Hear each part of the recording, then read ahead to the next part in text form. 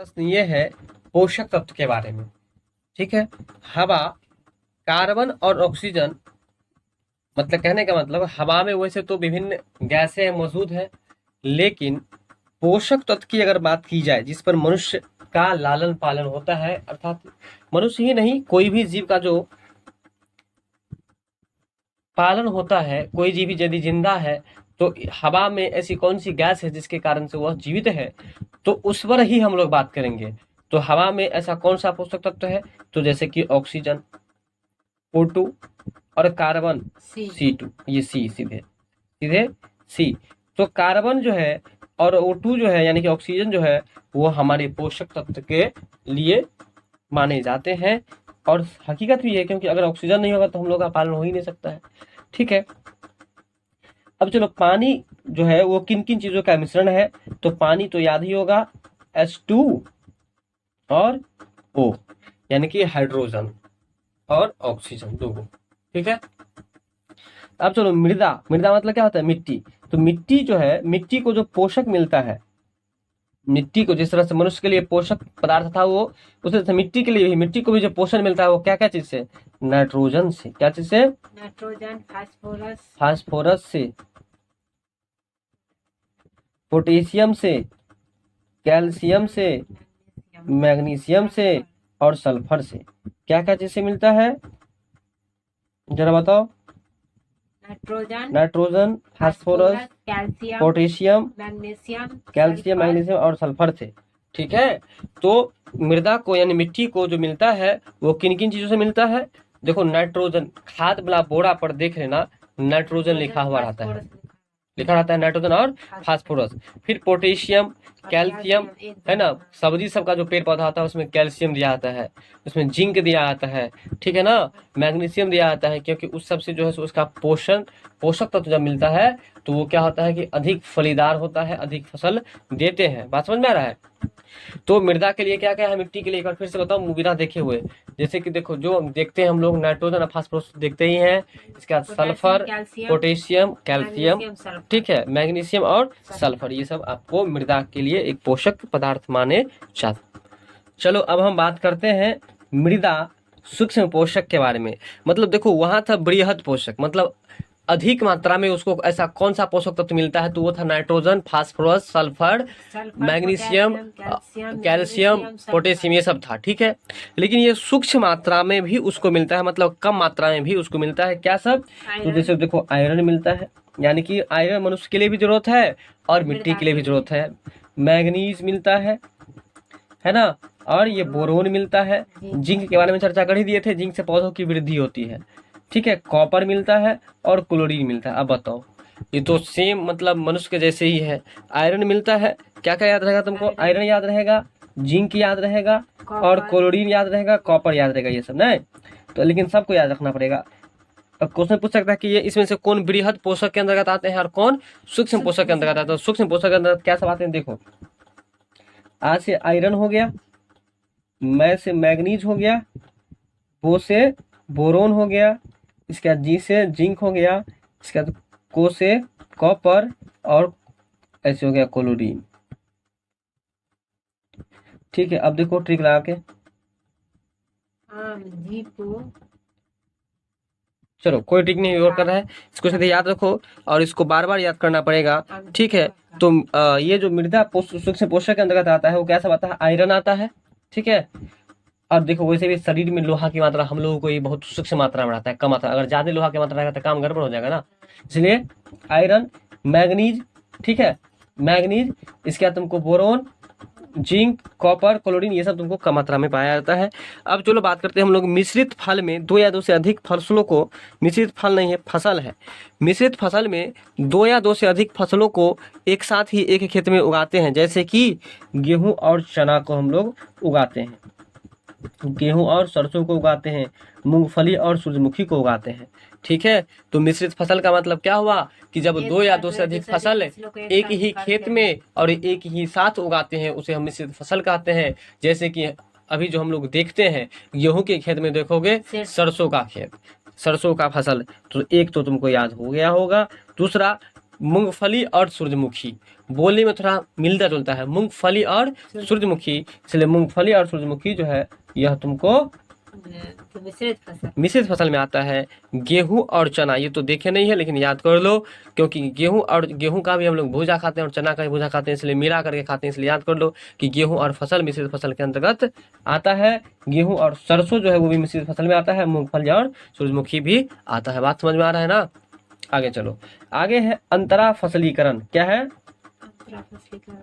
अंतरा फसलीकरण, इसके अंतर्गत जो आता है 2 या 2 से अधिक फसलों को एक साथ एक ही खेत में निर्दिष्ट पैटर्न पर उगाते हैं, तो सोयाबीन, मक्का, बाजरा, लोबिया। अंतरा फसलीकरण 2 या 2 से अधिक फसलों को एक साथ एक ही खेत में निर्दिष्ट पैटर्न पर उगाते हैं, जैसे कि सोयाबीन और मक्का। ठीक है, इसके बारे में हम बाद में चर्चा करेंगे, इसको छोड़ दो। अब अगला प्रश्न, रजत, क्या लिखा हुआ है? रजत क्रांति जो है वो किससे संबंधित है? तो रजत क्रांति जो संबंधित है वो तुमको मुर्गी के अंडा पालन से संबंधित है। ठीक है ना, मुर्गी अंडा पालन से संबंधित है। मुर्गी अंडा पालन से रजत क्रांति मुर्गी अंडा पालन से संबंधित है। परिवार, ये क्या लिखा हुआ है? परिवार 2 प्रकार के होते हैं, एक होता है एकल परिवार और दूसरा होता है संयुक्त परिवार। और एकल परिवार में माता पिता और अविवाहित बच्चे, और इसमें दादा दादी, मामी, चाचा चाची सब आते हैं। ठीक है, तो परिवार 2 प्रकार के, ये भी समझ में पहले से ही है। खेल कूद से व्यक्ति के शारीरिक ही नहीं है ना, शारीरिक ही नहीं बल्कि मानसिक मनोरंजन भी होता है। सही बात है, केवल शारीरिक ही नहीं, मतलब इससे मानसिक भी होता है और शारीरिक भी होता है। समझ में आ रहा है ना? खेल कूद से, तो क्या लिखा है? खेल कूद से व्यक्ति को शारीरिक ही नहीं बल्कि मानसिक मनोरंजन भी होता है ना। वे सारे संसाधन जो निर्जीव वस्तुओं से बना है। पहले समझो, संसाधन किसे कहते हैं? तो मनुष्य की जरूरतों को पूरा करने के लिए जो पदार्थ है वो सब संसाधन है। तुम्हारे सामने जो पदार्थ देख रही हो वो सारा संसाधन है। क्या मनुष्य संसाधन है? तो मनुष्य भी है, क्योंकि वह एक दूसरे के काम आते हैं, इसलिए वो भी एक संसाधन है। मानव भी एक संसाधन है। संसाधन होते नहीं बनते हैं, किसने कहा था? तो जिम्मरमैन ने कहा था। वे सारे संसाधन जो निर्जीव वस्तुओं से, किस वस्तु से? निर्जीव वस्तुओं से बना है, उसे हम अजैव संसाधन कहते हैं। पहले बता दिए थे ना, ये पहले ही पढ़े थे हम लोग। जैव और अजैव में जैव मतलब जीवों से जुड़ा हुआ और अजैव मतलब जो जीवों से जुड़ा हुआ नहीं है। निर्जीव पदार्थों से जो बना है उसको हम लोग अजैव संसाधन कहते हैं। जैसे चट्टान है, क्या वो जीवों से बना हुआ है? धातु जीवों से बना हुआ है? नहीं। रियो डी जेनरियो पृथ्वी सम्मेलन जो हुआ था वो कब हुआ था? जून 1992 में। रियो डी जेनरियो पृथ्वी सम्मेलन कब हुआ था? तो जून 1992 में हुआ था। रियो डी जेनेरियो पृथ्वी सम्मेलन जून 1992 में हुआ था। ठीक है, पंजाब और हरियाणा में 80% भाग पर भूमि पर खेती की जाती है। पंजाब और हरियाणा वैसे भी खेती करने के लिए नामी गामी जगह है, इसलिए पंजाब और हरियाणा में जो खेती की जाती है वह 80% भाग पर की जाती है। बताओ कि रियो डी जेनेरो पृथ्वी सम्मेलन जो हुआ था वो कब हुआ था? जून 1992 में, यानी कि जून 1992 में हुआ था ये सम्मेलन, पृथ्वी सम्मेलन रियो डी जेनेरियो। ठीक है, बात समझ में आ गया। अब है काली मिर्च, जिसको हम लोग क्या बोलते हैं? मरीच। काली मिर्च जो है वो रेंगूर और कपास की खेती के लिए उचित है। कपास की खेती के लिए उचित है। ध्यान दो कि काली मिर्ची मतलब काली मिर्ची नहीं है, काली मिट्टी है। काली मिट्टी जिसको हम लोग रेगुर मिट्टी भी कहते हैं। काली मिट्टी को क्या कहते हैं? रेगुर मिट्टी भी कहते हैं। और काली मिट्टी किस खेती के लिए? कपास की खेती के लिए उपयुक्त होती है, उचित मानी जाती है। ये मृदा कहाँ कहाँ मिलती है? महाराष्ट्र में, सौराष्ट्र में, मालवा में, मध्य प्रदेश में, छत्तीसगढ़ में पाई जाती है। तो बताओ काली मिट्टी भारत के किन किन राज्यों में मिलती है? तो सबसे पहले तो तुमको महाराष्ट्र याद हो ही जाएगा। क्यों? क्योंकि हम लोगों को एक बात पता है, तो इस क्वेश्चन को हम स्क्रीन पर नहीं देख पाए थे, इसलिए पुनः रिपीट कर रहे हैं। तो जैसा कि हम देख पा रहे हैं, रियो डी जेनेरियो पृथ्वी सम्मेलन जो हुआ था वो कब हुआ था? जून 1992 में हुआ था। फिर है पंजाब और हरियाणा में कितने प्रतिशत भाग पर खेती की जाती है? 80% भाग पर। फिर आगे है काली मिट्टी को हम लोग रेंगुर मिट्टी भी कहते हैं, और काली मिट्टी में कपास की खेती सर्वथा उचित मानी जाती है। काली मिट्टी कहाँ कहाँ पाई जाती है? महाराष्ट्र में, सौराष्ट्र में, मालवा मध्य प्रदेश और छत्तीसगढ़ में। वही बात करें अगर हम लाल और पीली मिट्टी की, तो ये पाई जाती है कहाँ कहाँ पर? ओडिशा में, छत्तीसगढ़ में और पश्चिमी घाट में पाई जाती है। अब हम बात करते हैं लेटराइट मिट्टी के बारे में। तो लेटराइट मिट्टी जो है यह पाई जाती है कर्नाटक में। अब देखो, कोई आदमी लेटा रहेगा तो एक तरह से कितने आदमी को देखते हो ना, मतलब झूठे फूसे लेटे हुआ रहता, तो लोग कहता है कि नाटक करता है ना। तो इसलिए लेटराइट मिट्टी कहाँ पाया जाता है? नाटक में। इसके बाद केरल में, फिर तमिलनाडु में, मध्य प्रदेश में और उड़ीसा तथा असम में पाई जाती है। कहाँ कहाँ है जल्दी बताओ? कर्नाटक में, पहले बोलो कर्नाटक। देखो, कर्नाटक और केरल तो याद हो ही जाएगा, ठीक है। इसको हम लोग ऐसे याद रखो, केक, ठीक है। लेटेट में मतलब लेटे लेटे केक खाएंगे, इसलिए लेटेट मिट्टी कहाँ कहाँ पाई जाएगी? केक में, मतलब कि कर्नाटक में और केरल में और कर्नाटक में। इसके बाद हो गया तुमको कि त से तमिलनाडु, म से मध्य प्रदेश और ओ से उड़ीसा और असम।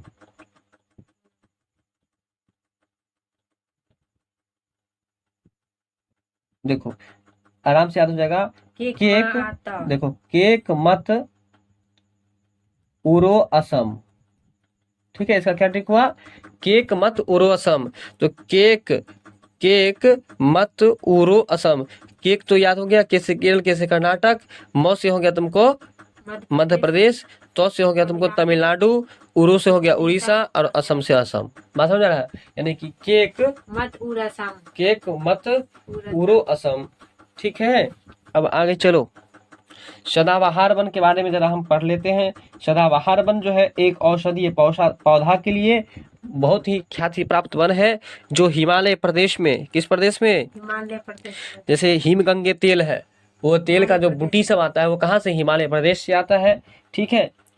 तो एक तरह से औषध का काम करता है ना वो। अरुणाचल प्रदेश में के क्षेत्रों में पाया जाता है, और पेड़ की छाल से, पेड़ की पत्ती से और पेड़ की टहनियों से और जड़ों से, है ना, टक्सोल नामक रसायन निकाला जाता है। टक्साल नामक, जिससे कैंसर का इलाज किया था ना, कैंसर का इलाज क्या आता है? टक्सोल नामक पदार्थ से।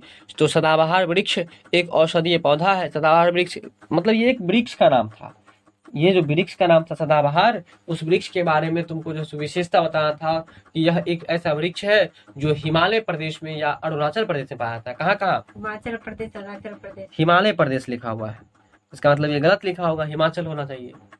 नहीं, हिमाचल प्रदेश में और अरुणाचल प्रदेश में, हिमाचल प्रदेश में और अरुणाचल प्रदेश के क्षेत्रों में मिलती है।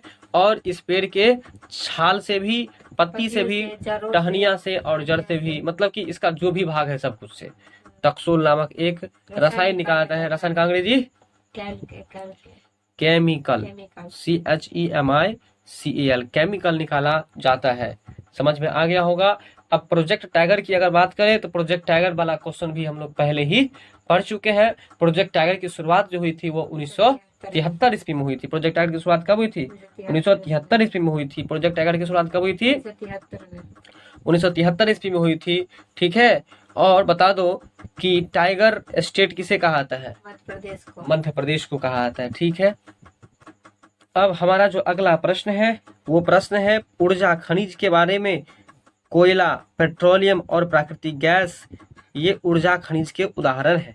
ऊर्जा खनिज के उदाहरण क्या क्या है? कोयला है, पेट्रोलियम है और प्राकृतिक गैस है। इसको हम लोग नेचुरल गैस भी कह सकते हैं इंग्लिश में। और पेट्रोलियम का तो पेट्रोलियम ही होता है, पेट्रोलियम, ठीक है। कोयला का COAL, कोल होता है, ठीक है। कोल मतलब कोयला। तो ये ऊर्जा खनिज के अंतर्गत आता है, क्योंकि इससे ऊर्जा निकलती है। कोयला से ऊर्जा निकलती है ना, कौन सी ऊर्जा निकलती है? उष्मीय ऊर्जा, हीट, नहीं निकलता है।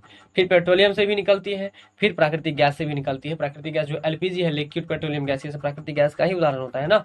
चलो अब परंपरागत ऊर्जा साधन के बारे में। परंपरागत का मतलब क्या होता है, जो पहले से चली आ रही है ऊर्जा साधन के रूप में। लकड़ी, कोयला, ये पहले से नहीं हम लोग लकड़ी पर खाना बनाते हैं। पेट्रोलियम और प्राकृतिक गैस और विद्युत हीटर पर भी हम लोग खाना बनाने का काम करते हैं, इसलिए प्राकृतिक ऊर्जा साधन के अंतर्गत ये सब आता है। तो बताओ परंपरागत ऊर्जा साधन के अंतर्गत क्या आता है? लकड़ी, कोयला, पेट्रोलियम, पेट्रोलियम, प्राकृतिक गैस और विद्युत।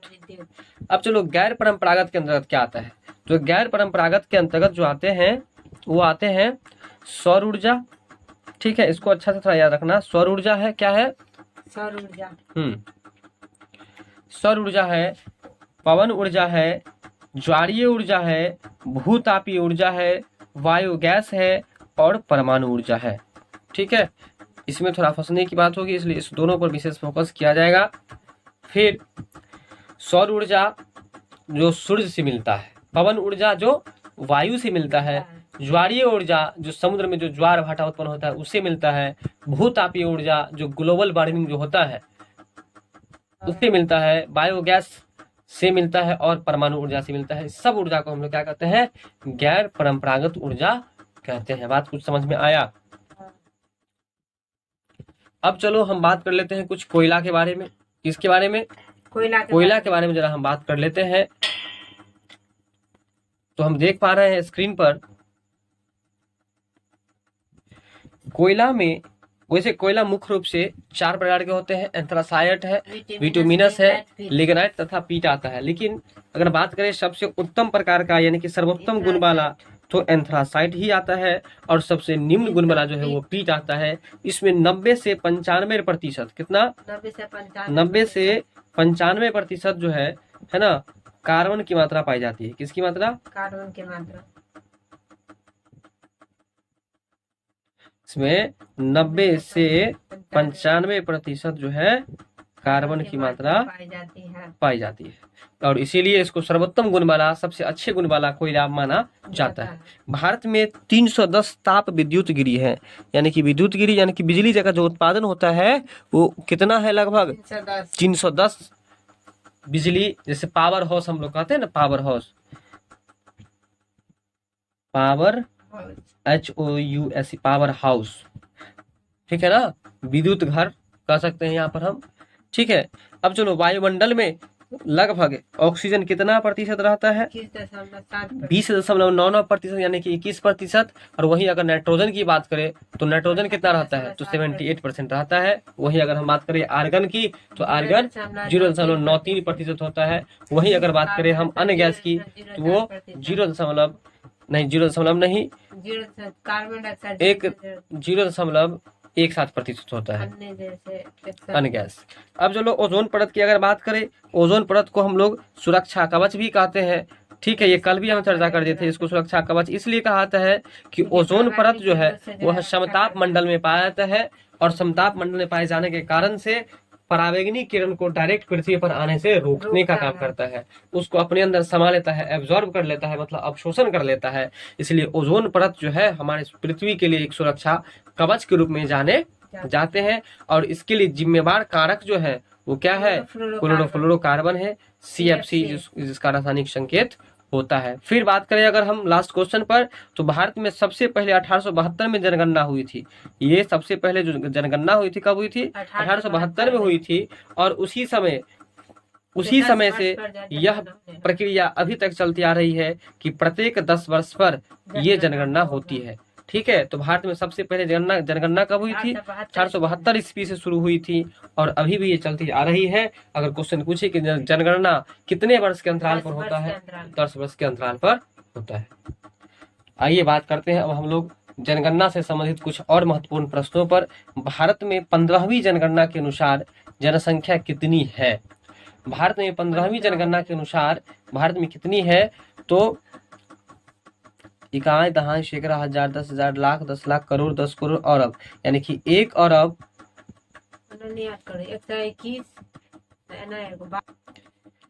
अगला प्रश्न, 2011 की जनगणना के अनुसार भारत में प्रति 1000 पुरुष पर महिलाओं की संख्या कितनी है? 940, ये पुराना क्वेश्चन है, ये सब हो चुका है। भारत में कुल जनसंख्या 64 भाग पर कृषि कार्य की जाती है, यानी कि भारत की जितनी भी पॉपुलेशन है, जनसंख्या है, उसमें 64% भाग जो है वो केवल खेती बाड़ी में लगा हुआ है। किसमें लगा हुआ है? खेती वाले कृषि कार्य में लगा हुआ है। कितना परसेंट? 64% लोग जो है खेती बाड़ी में रह के अपना जीवन यापन करता है। अब चलो मलेरिया दिवस के बारे में पहले ये बता दो कि प्लाज्मोडियम का संबंध किससे है? मलेरिया से अगर रुधिर को जांच किया जाए तो और उसमें प्लाज्मोडियम की उपस्थिति है तो समझो कि मलेरिया बीमारी उसको हो गया है। तो मलेरिया दिवस जो मनाया जाता है ना, वो 20 अगस्त को मनाया जाता है। कब? 20 अगस्त 20 अगस्त को मनाया जाता है। फिर आगे हम लोग बात करेंगे अगले वीडियो में पड़ोसी राज्य के बारे में कि किस राज्य के अगल बगल में कौन से पड़ोसी राज्य मौजूद हैं।